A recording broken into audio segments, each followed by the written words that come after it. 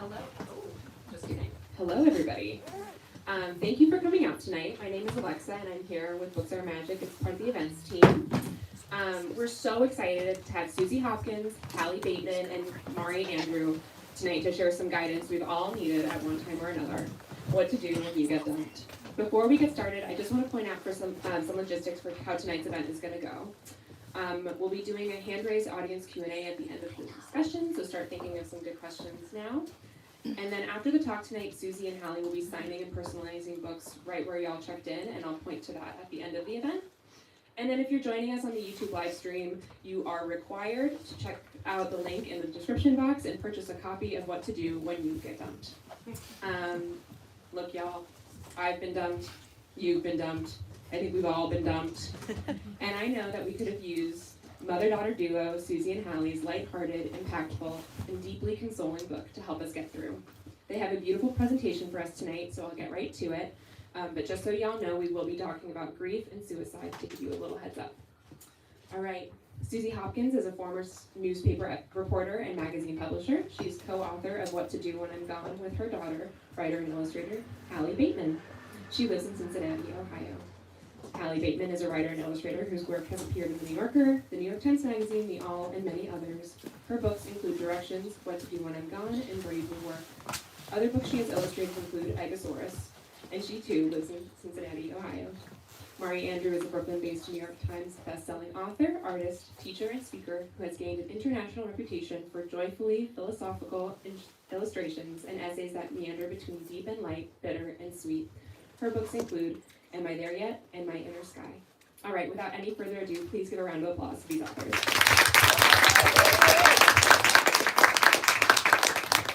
Yay! Thank you so much for coming, Valentine's Day Eve. I'm so excited to be with these two queens. That's my emotional support water bottle.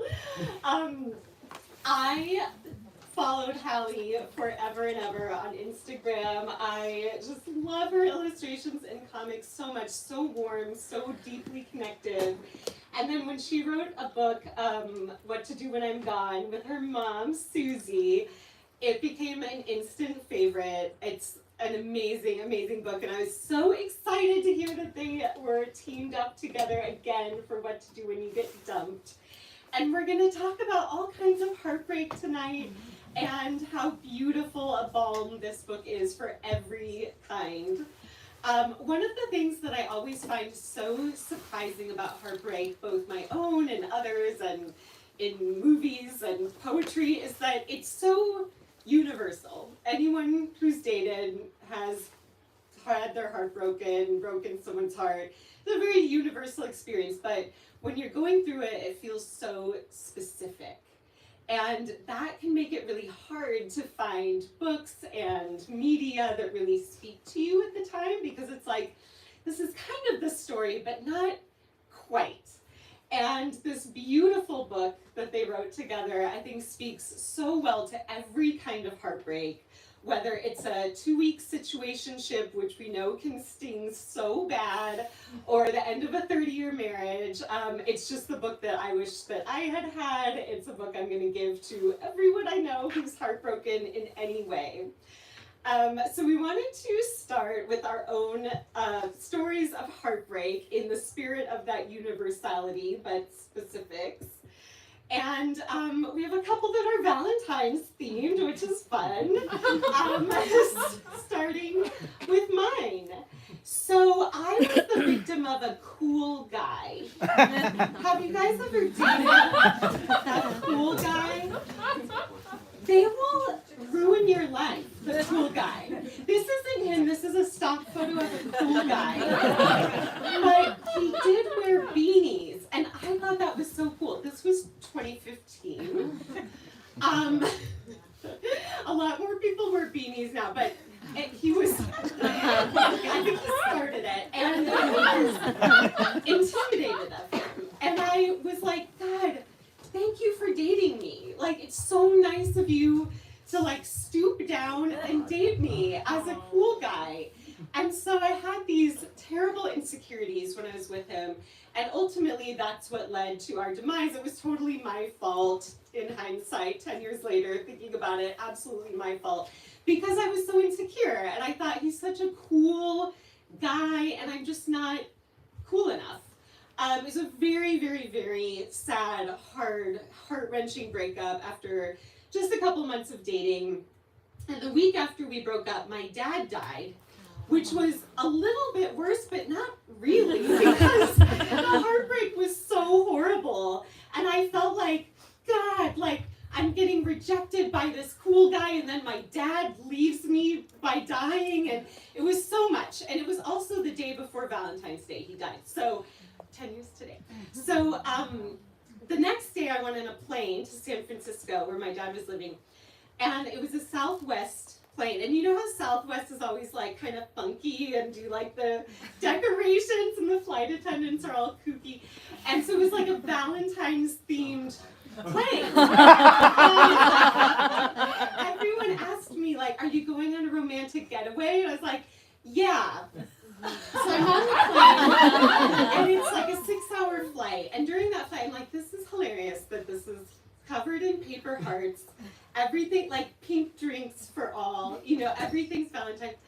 And I'm like, this is so not for me. This is so not, I don't apply to this airplane. But during the flight, during that time, you can go to the next slide. Yeah, I wanted to give a visual. I got a tattoo for this man. That's me getting a tattoo. Oh no! Trying to be cool. Trying to be a cool girl. That's how intoxicated I was by the beanies. But on this plane, decorated in hearts, I eventually, through the hours of that flight, thought, this is for me. This is for me too. Like, paper hearts are also for me.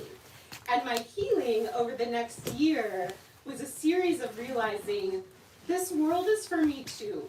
And love is for me too. Even if I don't wear beanies, love is for me too. And even if I'm not as cool as the cool guy, I have a tattoo now, and love is for me. And what I love so much about this book is that it really does illustrate that kind of reclaiming of the world that we have to do when we get dumped, where it's like, happiness is for me too, and love is for me too.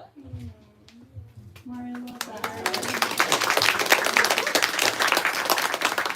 Wow, that was so beautiful and very enlightened. And I'm going to read a very less enlightened heartbreak story.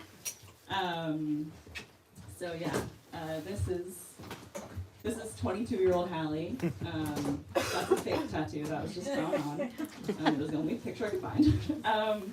So I was 22 in this picture.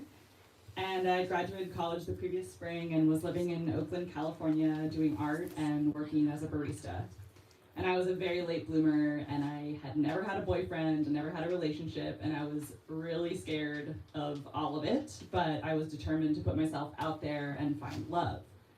So I went on Tinder, and I met a guy who we'll call Evan because that was his real name. We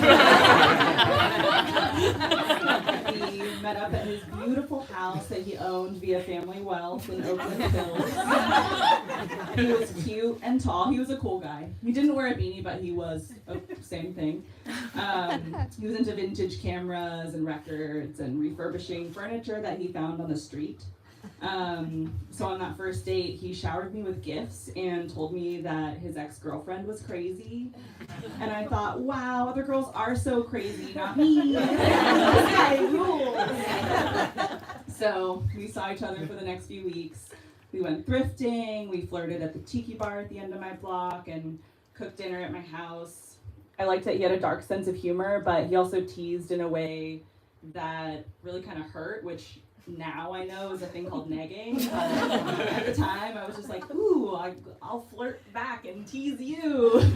And I kind of felt reassured that he liked me because he gave me a lot of gifts. On Valentine's Day, we drank whiskey and talked about how much we hated the holiday, and he was like, oh, girls are always trying to make me their boyfriend, and I was like, kind of like, aren't you trying to make me your girlfriend? Like, he was acting like that, and I wanted to be his girlfriend. And at the end of the month, we went on a day trip together. I took him to Santa Cruz where I introduced him to my friends, and he made zero effort and just like sulked in the background while we hung out. And then I took him to my favorite ocean cliffs, and he said "fuck you" to me as a joke. And then we just kept joking on the drive back to Oakland. We passed a billboard for liposuction, and he said, "You should get that." So yeah, there was like giant red flags really billowing in the wind. I did not see them. I just thought like, yeah, again, the presence. But yeah, I didn't know that you could say, hey, don't talk to me that way. I was 22. I didn't know that information. So I would hear things like that and just be like, gosh, my soon-to-be boyfriend sure has a thorny sense of humor. Like, wow. So when we got back to my house, I told him that I had a poem I wanted to read him. And I read it to him, and after it was over, he stood up and walked out of my room and walked out of my house and never communicated with me again. I am serious. What poem, you ask, could end such a burgeoning relationship? Oh my God. I had a blog spot at the time, and I do have the poem. I'm going to read it for you. Alright, so this is the poem that broke us. It's called Poem for February. February, February, month I hate. You hold everyone captive for 28 days, each one a disappointment in 1,000 ways. If I could induce a coma, I'd do it for you. Extended unconsciousness might be the best way through. You're the shortest month, and I hate things that are short. If you were my baby, I'd choose to abort. This silly Valentine's crap is just a cherry on the pie. Buy into it, I'd rather poke out my eye. February, February, you deviant little child. To call you different or special would be especially mild. You've given me a lot of shit through the years, don't think I've forgotten. But I suppose I should say you're not all the way rotten. February, February, month I hate. I'll admit this time you were pretty great. So yeah, I read him that poem, and he walked out. He did not dump me. He did not explain. He just ghosted me. And I was absolutely devastated. I didn't know how to handle it at the time because how could I even say I was heartbroken? We'd been seeing each other for like 30 days. He was not my boyfriend, technically. I felt really embarrassed. Like, I basically bared my even kind of sarcastic soul to him, and he shat on it. So I just kind of shut down and focused on work, and I didn't date for 2 years after that. And seeing my mom tell her story has been really powerful and really healing. And it made me want to tell this story tonight and to admit that at 22 years old, when this really dumb situationship ended, I was heartbroken. And whether it's 30 days or 30 years, heartbreak is really painful. And it's different for everyone. And it's just kind of what your story is and your background and your heart. We all have to find a way to heal from our individual heartbreak. Some would say that the best revenge is growing up, falling in love with an amazing man, having twins together, and fearlessly pursuing your artistic dreams. I would say the best revenge is talking shit about him in front of a sold-out audience.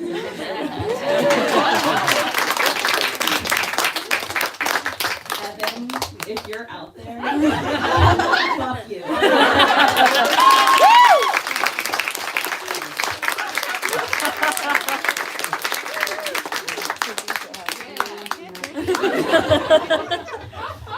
So, less enlightened, but there we go.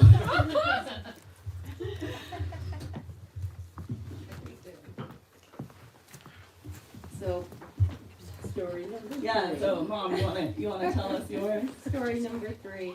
I'll set the scene that at the age of 58, I was had lived in rural Northern California, And I was 2 days away from a retirement trip with my husband and 2 days away from closing my business, which was a magazine I'd founded after a career in journalism. And I ran the magazine for 10 years and was looking forward to being done, enjoyed it, but looking forward to it. And packing my briefcase for the morning, my husband comes in and says, I need to talk. I've got something to tell you.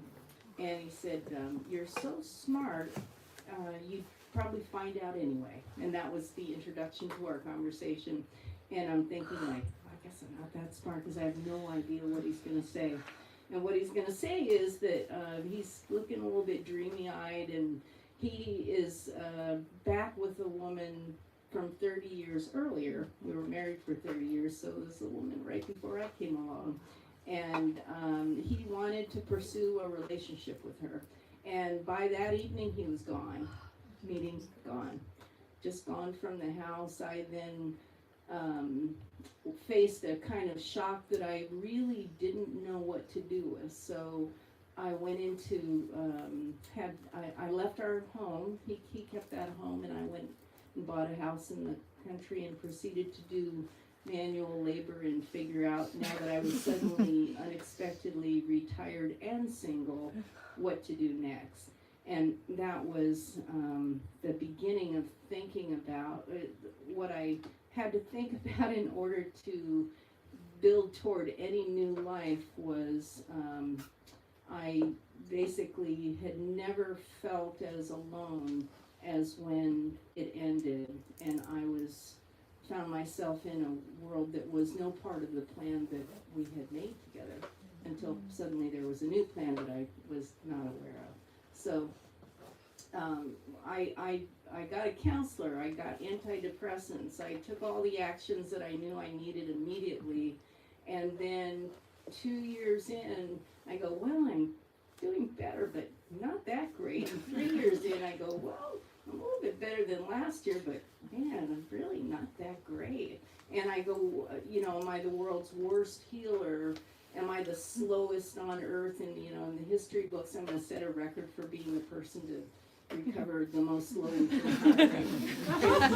So we had written this book called What to Do When I'm Gone, and I thought, well, I should have written What to Do When You Get Dumped, and now I'll start thinking about that. And Hallie bought me a tarot reading, which you give somebody who has no idea what to do. And the tarot reader did not know my story, or even that I was a writer, and said, you should do a memoir as a pathway to healing. And she said it kind of in that lofty voice. And I go, okay, memoir, and it really did resonate, because I'd started to think maybe I needed to write about this to process it. And then before I really got into the writing, I decided to interview people who've been really badly dumped, and the way you find those people is you ask anybody. Anybody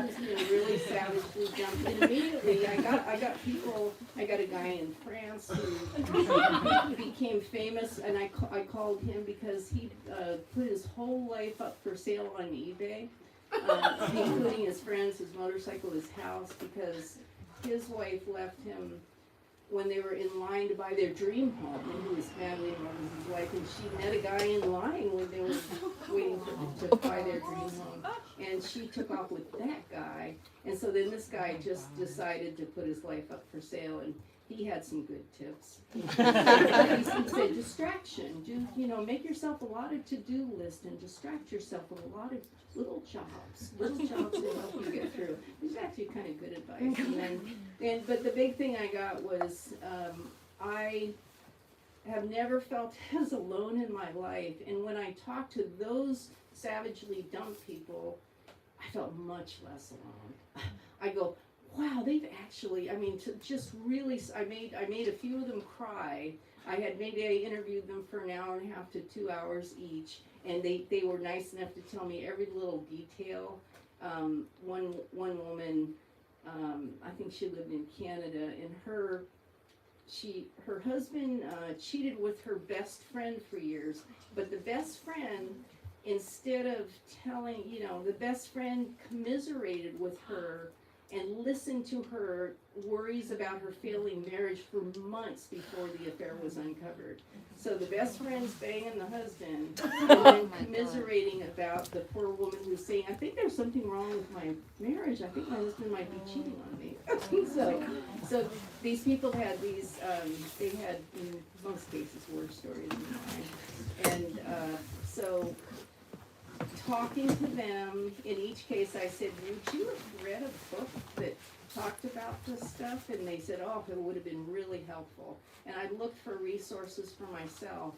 And I went in internet chat rooms, down little rabbit holes, trying to find people that had similar experiences and also were having trouble recovering. And what did they do? What was the path forward? I just wanted somebody to say, these 10 steps will get you out of this hole.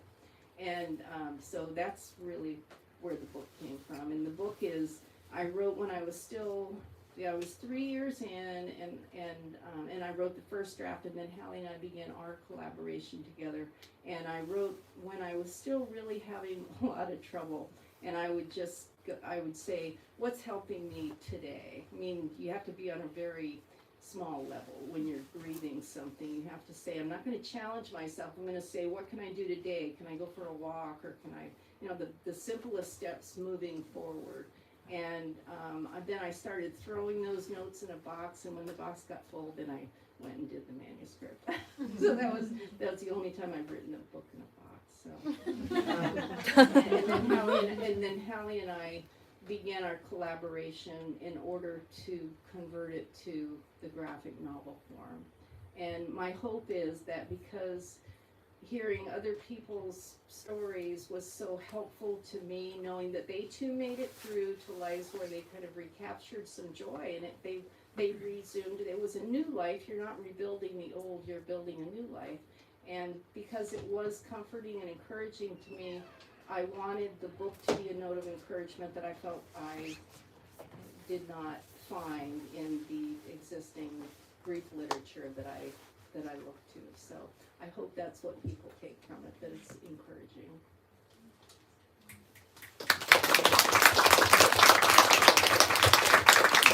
So before we begin, maybe I'll just quickly describe the structure of the book, which is it starts at the end of the marriage, and then goes into the muddle, which is what my mom calls the middle part, which is very long, and then it's the beginning of your new life. And it has a countdown on it, and the countdown is specific to my mom's healing. It says, at the beginning, it says 1,576 days. And that's the countdown till your heart is unbroken. And so for the reader, that might, hopefully yours is much shorter, but that's It was the exact amount of time, because someday and as the book ends, it is the point at which I felt like I had healed and my heart was unbroken, and that became a choice. And along the way, there were many choices explored in the book about, do you become bitter? Do you seek revenge? Do you hide in the bushes to see what they're actually doing? All these millions of things that come to mind when you're trying to both separate from a relationship that is no longer valid for you and move into a positive new light, whether you're with a new partner or not. And I didn't want to, you're dealing with people saying, just find somebody new. That'll fix it. You'll get them really fast if you find somebody new. And I just go, wow. So I'm going to take the same, problems that I didn't solve here and take them into a new relationship. So all those are issues that the book explores, because I had to confront them and explore them and process them. And it takes, I think for me, writing about and experiencing grief related to heartbreak, I saw that it's just not talked about in a way that there's a lot of shame around it. Sometimes we tell people the book title and you can see a bodily reaction because why are you talking about that? And the fact is we go through it, and it does help too. It's why they have grief support groups, people that have been in the place you've been and that is what the book is intended to be, is a bit of a companion. And I, until now, have been a very private person, and I'd rather read something in the privacy of my house while I'm crying rather than be out in the street, having the world have to witness what I'm going through. So that's what we hope the book accomplishes. Well, I think it does. It does, and I loved reading it so much. I picked a few pages that really stood out to me that I would love to go through now. Oh, there you go. Oh, the time.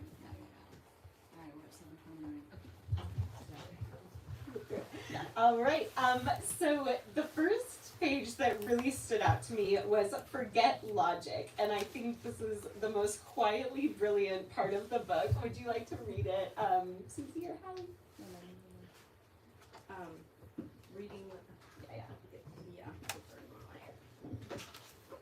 Whatever led X to leave you may exist far beyond the realm of logic. As inclined as you are to try to make sense of it all, rationale, sequence of events, words said or not said, data analysis will not help. Gone is gone.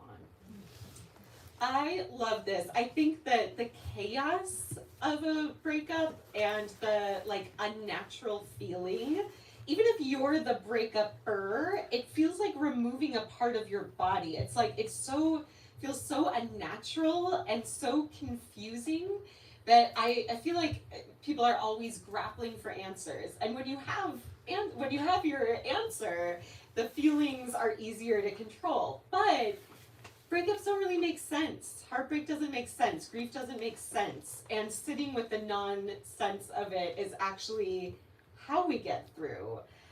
You both experienced a big change in your family during the divorce. What kind of answers were you seeking? Did you find yourself grappling for them? Did people try to provide them? Well, the answers on Forget Logic for me were, this took a long time to arrive at Forget Logic because I was in counseling for a year, and that came from my counselor after listening to me probably with great patience for maybe 8 months. At some point she just said, she just said kind of loudly, logic does not apply here. Because I'm back in for the 20th session saying, but why, why? And just on and on, thinking that I could make some form of sense out of this. He was done. And my acceptance was slow to the table. It was just slow for me to understand how that could possibly be true. So I was trying to apply all manner of logic to it. And she did me a great favor, but it did take a long time. Yeah, I think for me, I don't know. I mean, it was a huge upheaval in our family. This was my dad, who I'm still very close with, who heinously dumped my mom, and having to sort through that and hold a lot of things at once, and in many ways surrender a lot. And one of the things I think your therapist is right, surrendering the logic of it and kind of giving yourself over to what our family is now, what this relationship is now or isn't. And yeah, it was very cathartic and fun to make this illustration in which if you look at the small details, it's an old photo of them and this scribbled note that's is the body language visible there? Did you know? And stuff like that, where you just kind of have to find a way to laugh.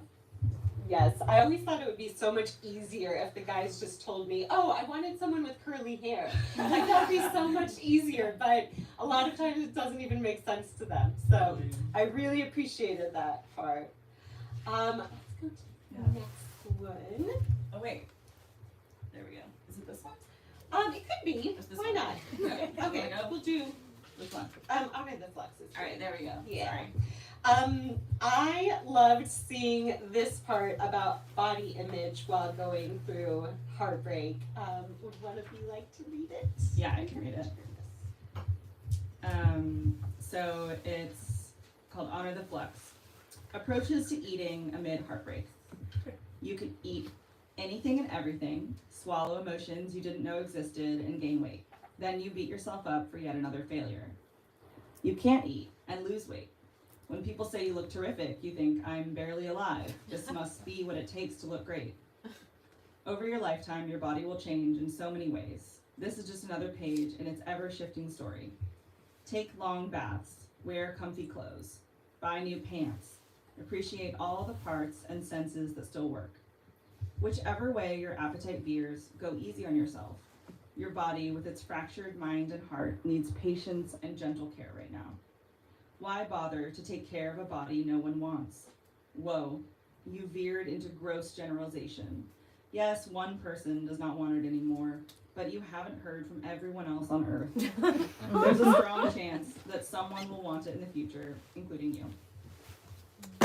I love that so much. I have definitely had that thought of why take care of a body nobody wants, and it was such a relief to read that. It also speaks to my biggest breakthrough in my own body acceptance journey, which is that bodies change. And bodies are living things like animals or plants that respond to environmental changes, and it's normal and beautiful and good. And I just love that you included that in here. What kind of journeys have you had during these big changes in your life of accepting the flux and the flow? Well, in my case, it was related to what happened to me because in 6 months I lost 40 pounds, and normally you would go, hey, I lost 40 pounds. And I felt like I couldn't eat, I had trouble sleeping. It was an all body thing, the shock of this, and I thought, well, I might just keep going. I wasn't sure when it would. I might just die. Okay, that's like, that's too bad because I kind of hope to carry on living. And people would tell me, but it's people that I often didn't. My friends were a little worried, but people would say, wow, you look great. And I go like, wow, I feel like I'm actually dying. But I didn't say that, but that's how I felt. And so this disconnect between a worldview that you're taking in of people's judgment and your own worldview, and I think if anything that the journey teaches you to be far more compassionate, both to yourself, which is much of what I've taken away, and to other people, because you don't know where they are. You don't know what they're, particularly with grief. Grief can be an all-body experience that takes much longer to go through and gain understanding that allows you to stabilize and then thrive later. So I think it's an exercise in learning compassion. Hallie, do you have any? I don't think I have anything to add. I love what you said. Yeah, that's beautiful. It's a really beautiful mantra. Honor the flex in all times. All right. The third one we have is stay. Oh, okay, yeah. And this one, when I first read it, it really surprised me, and then it made so much sense why you would include it. Would you like to read it? I will, and this is about making the decision to live, and I'll predicate it on when I interviewed people. I mean, in my case, I did not want to kill myself after this. I wouldn't have minded if I didn't wake up. It would have been okay. Go to sleep, don't wake up. I was in that, and then I came out of that and wanted to go on. So and people that I had interviewed said it was indeed a factor that they often had suicidal ideation in a particularly difficult breakup, and we know that that's true. So this is called Stay. You may think there's no longer a reason to live. This is a tough one because life-embracing reasoning springs from a healthy mind and body, and heartbreak can disrupt the whole system, leading people to think of bridge railings and train tracks and medicine cabinets.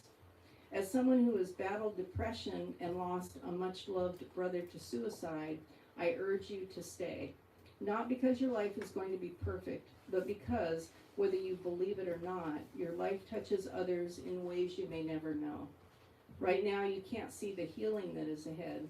You can't imagine the love you might miss, and you can't know who you, after emerging from the depths of this pain, may be able to help in the future because of what you're experiencing now. Empathy and compassion are nurtured here. You're still not convinced? Try this. What if your best friend or child or anyone you care about was contemplating ending their life? What would you say and do to help? Do that for yourself. I beg you, stay. There are better chapters ahead. Thank you so much for reading that and for including it and normalizing it. Such a topic that is obviously very heavy and can carry so much shame, feelings of shame. I know, gosh, I remember very vividly being on another flight during another breakup and having really bad turbulence, one of my biggest fears, and thinking, just it crashed, like it's fine, just like let me go down, because I was in so much pain, and it wasn't the wanting to die, but the kind of having not the motivation to live. Was it an easy decision to include this page? Oh, I this think topic? it would have been malpractice not to include it. I mean, there's a high percentage of intimate partner suicide, right?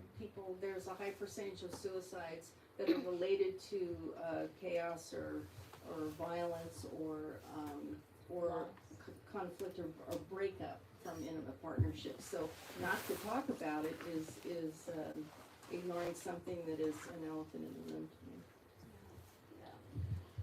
When you do lose that vitality, that motivation, how do you remember that it will get better? Because that can feel so far away. You help. You need help when you can't remember it. You need counseling and medication. All the steps that you can take, or supportive friends that you can, and to me, the taking away the stigma about seeking help is a really, really important step. Was there any pushback in including this topic?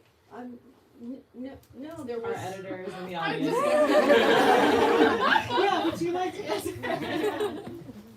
Nancy's amazing. The only thing is nobody, we've done many interviews in the past couple months, and I said kind of loudly to one interviewer, it's like interview number 8 or 10, and I said, nobody's asked us about the suicide page yet. Because it is that elephant in the room, and, let's just, when you see the numbers about people that take their lives, and in fact, my brother, and I only learned this oddly recently. My brother was in the military, and his long-distance fiance, and this is many years ago, wrote him to break up with them, and he killed himself. And it's in my family. How can I not acknowledge and talk about knowing the numbers of people that are struggling? So. Yeah. Well, thank you so much. Art is a service, and especially when it comes from such a deep and personal place. We have one more slide. I think maybe we should skip to the questions. Or what do you think? I don't know. Where it's 11 or it's 42. No. Okay. I think we should skip to the questions. All right, let's do it. I'd be Let's do interested. it. Yeah. All right. Okay. Cool.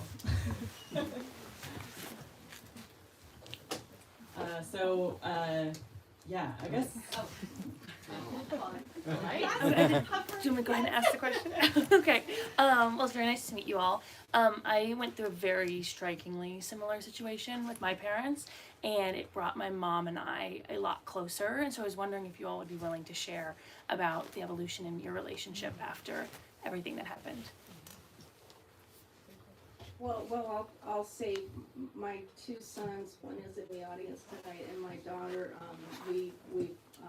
the relationships in the family were reconfigured, but it did bring us closer by being very honest about what had happened and looking at it head on, and doing a book together takes it to some other level. Yeah, I mean, to my mom's credit, she never really did the thing that I think people do, not knowing better, but putting on a really brave face and trying to protect the people around you by being like, I'm fine when you're not. Sorry. And she let us know how much she was struggling, and it was a gift because it allowed us to go be there and support her and be a safety net. And then working on the book together was something that took place a few years in, so the wounds were still there, but there was enough I think, space and air for us to start to kind of, it wasn't really a postmortem because I think you were still very much in the heartbreak, but it was just like we were able to together parse through what happened and ask big questions about what it's been like for my mom to go through this. And I think it did bring us closer because I was able to like sit with her and like ask these really in-depth questions and listen, and kind of the fact of turning it into a book was this kind of permission to really like dive in and interrogate. Like there's pages in the book about, you know, blaming the person, and I think that that's kind of the first, it's like you're searching for a reason and then you're blaming, and then I think in the process of writing this and looking at it, it allowed us to like question that and sit with that, and I think the book carries hopefully all of that deep conversation that we had. And even though this is a personal story, from a person who likes privacy, even though this is my walk through it, it's so universal, and we sold it because it addresses all these issues. So even though it's my story, it's kind of everybody's story. It's just exploring all the avenues that you go through, and in trying to reach the other side. So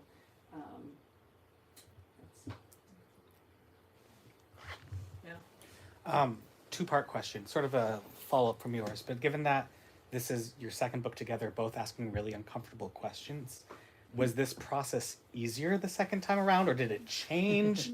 And then follow up to that, what will the third in the trilogy be? I think this book was harder because, well, it was easier because we were better at working together. I was less of a brat, I'm proud to say. But I think it was harder because this was real. Like the first book, to those who aren't familiar, it's called What to Do When I'm Gone, and it's me asking my mom for instructions that begin the moment she dies, which of course sounds difficult, but she's fine. So it was us discussing potential loss, and this was you engaging with real loss. Harder.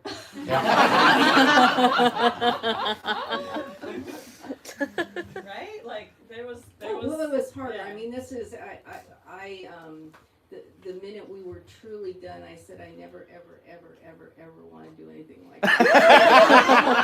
It's like saying, you know, you come out of a marriage that doesn't work, and to me it was just this massive failure. So now I'm going to immerse my head in my life's biggest failure for the next 4 years. Like, who wants to do that? But in service of, I needed so much help, and I needed that bit of encouragement to read anywhere. I wanted somebody to extend me a little lifeline, and I'm hoping that was worth going through this process. And it was very rich. It was in all my relationships with my kids. I felt like it took us to a much richer relationship by having to go through. Then you look back and say, oh, you know, things my son said, both my sons said, are in the book, just these moments of clarity that I was able to get because I had my kids' help in getting through. Yeah. And for just to shed some light, I guess actually I'm realizing that in the first book I was a brat, and then on this book my mom was a brat.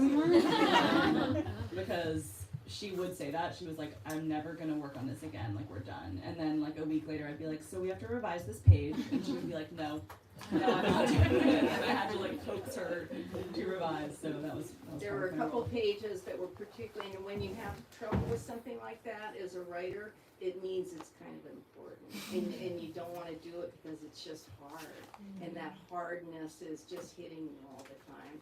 And one of them was on a page that has a very funny illustration. It's called Forgive or Forget, because I really struggled with the concept of forgiving my husband for doing this, and so this was lots of talk, and I wrote it, and then she said, I can't illustrate that. So then I rewrote it, and then she said, I don't understand that. And then she said, well, that's a little bit better.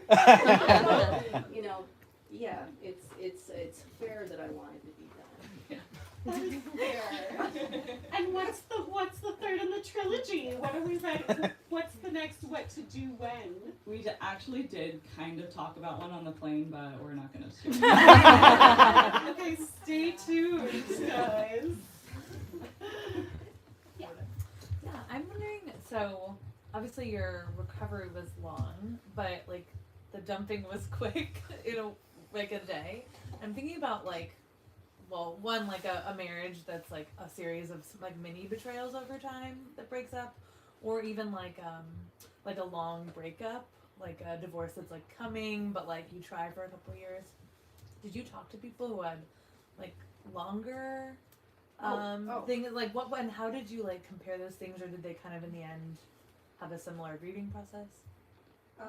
Well, these strangers that I talked to were the most fascinating thing in the world to me, that told me that every circumstance was different and every individual's grief is different. And in my case, looking back, well, you know, I just didn't, there were lots of things. We went to lots of counseling, we had big communication issues, but there were lots of signs that but I, because I had such a strong value of I wanted an intact family. I came from a family of dysfunction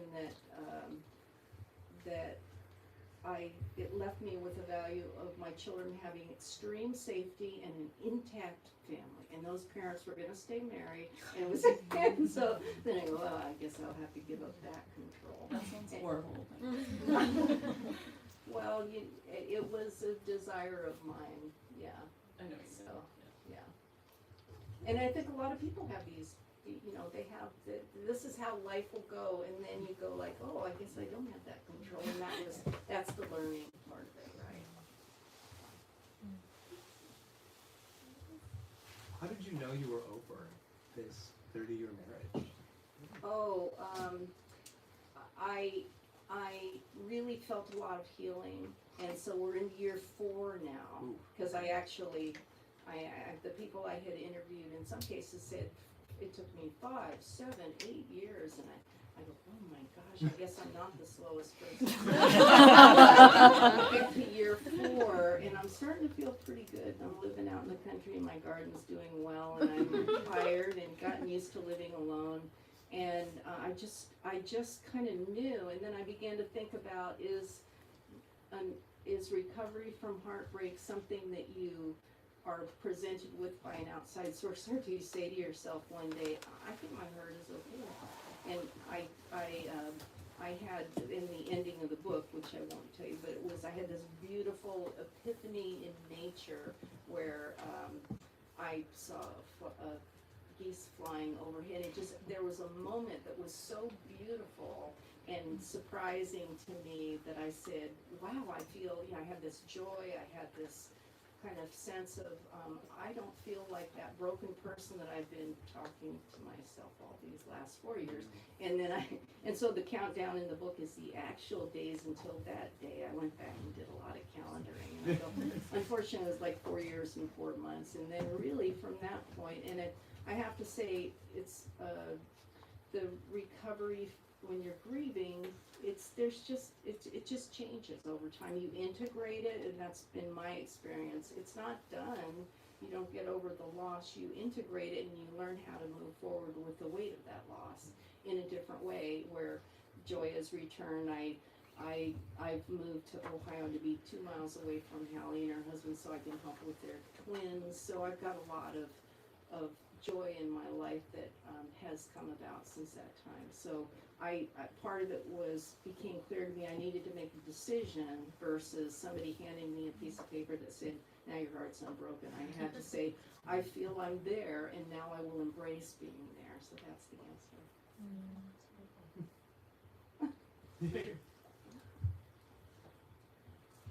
Any further questions? Oh yeah, in the back. Thank you. I've really enjoyed this evening, and I appreciate you all being so open and vulnerable with us. when you were talking about loneliness, sort of something that struck me is that's something that's not something you can fix quickly. Like it takes a long time to build the communities and relationships to fix that. And it got me thinking about how an ounce of prevention is often worth a pound of cure. Is there anything you feel we can or should do to sort of, if you like, fortify our hearts or prevent or protect ourselves so that if the breakup comes, we all have better equipped to deal with it? That's an incredible question. I hope everyone heard, but for the live stream, the question was, is there anything we can do to fortify our hearts to prevent the worst? Which, if you've read my first book, you know that's a question after my own heart. I immediately have a thought of, okay, this is what's wrong with me. I didn't take very good care of myself. I didn't do it when I was working. I just didn't take good care. And I think taking care of yourself, you know, having your oxygen mask on and really practicing a lot of self-care might have been good, because I had to learn how to do that later. And I'm not sure if that exactly relates, but it comes to mind. I think a lot of us tend to put too much into the relationship and without fortifying your own selfhood, I guess. And so that's the first thing that comes to mind.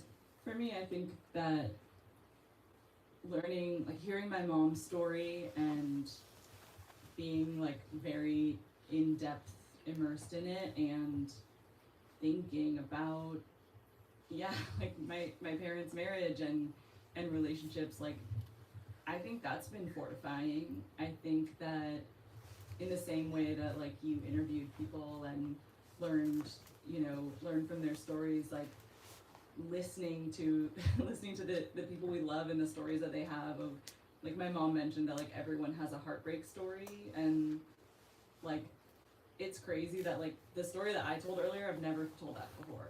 Why? Like we should maybe be fortifying our hearts by talking about this stuff more and like being more open about this stuff when it happens, and hopefully like letting other people into it could be preventative and fortifying. Do you have any thoughts, Mari? I would say building community every chance you get. I am also terrified that my mom's gonna die. It's my biggest fear. I talk about it all the time to her. I'm sure to her annoyance. And that's why. Like, so many of the communities I've joined in New York are because I want people to be there when that happens, and really investing in community. That means you have to go and do things with people. I know it's easy to cancel, but you actually have to go and see them. It's commitment to community, because That's number one. brilliant. One of the most helpful things in the aftermath, the first couple months for me, I could call someone, you know, I had a few close friends and I have my kids, and I could call and say, I can hardly function, I'm a mess, can you talk me down? Can you talk me through? And you're right, the community is what will hold you up. Yeah, that's just the fact that you could do that. I think people are so afraid of looking weak, but that's the strongest thing you could do, is to say, like, please talk me down, because it's like easier to pretend, and then it doesn't. Like then that person knows they can call you. Like that's how it works. Yeah. exactly right. Building that's a really good point. Right, maybe. I think we have one more. Yeah, if you want. One more. Yeah. Yes. I'm very curious. So you mentioned forgive or forget earlier, Yeah. and I'm curious to hear what you think the role forgiveness does or doesn't have in this healing process. So for the live stream, the question is, what role does forgiveness play in the healing process? Well, there's a page about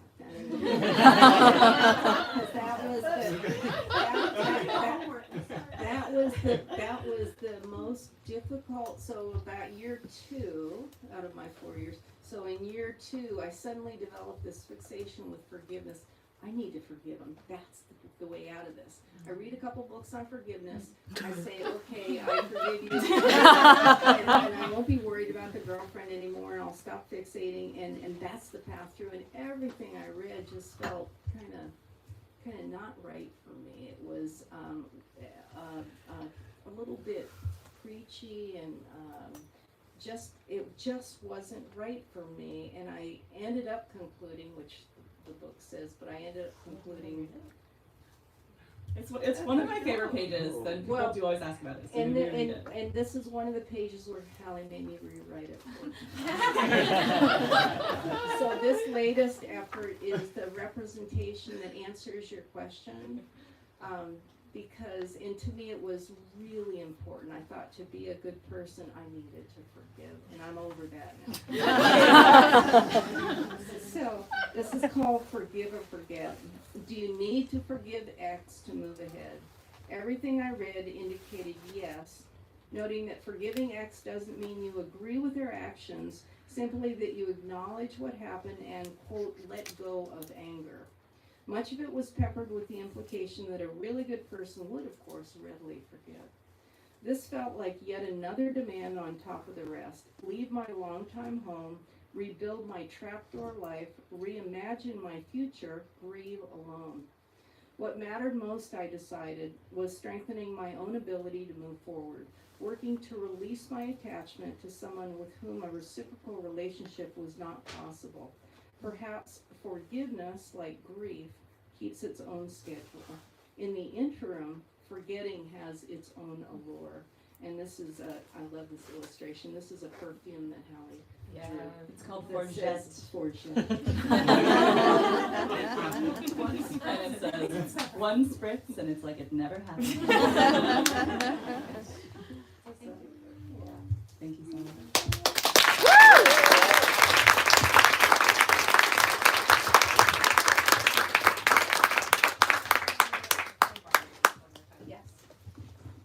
Thank you guys so much for coming tonight. My lovely coworker Bex is going to point to where we will be signing tonight. It's this like little alcove and it's kind of hidden. And if you just line up against this wall to sign, I will get everyone back there and we'll get this going as soon as possible.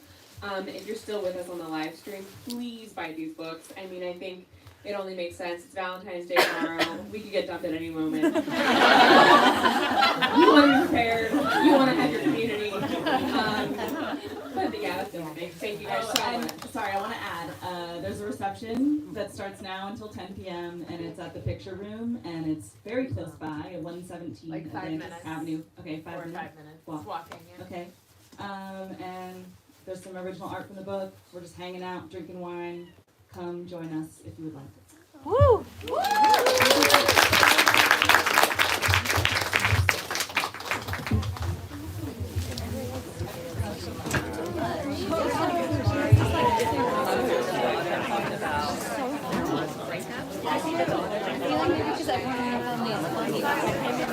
Thank you.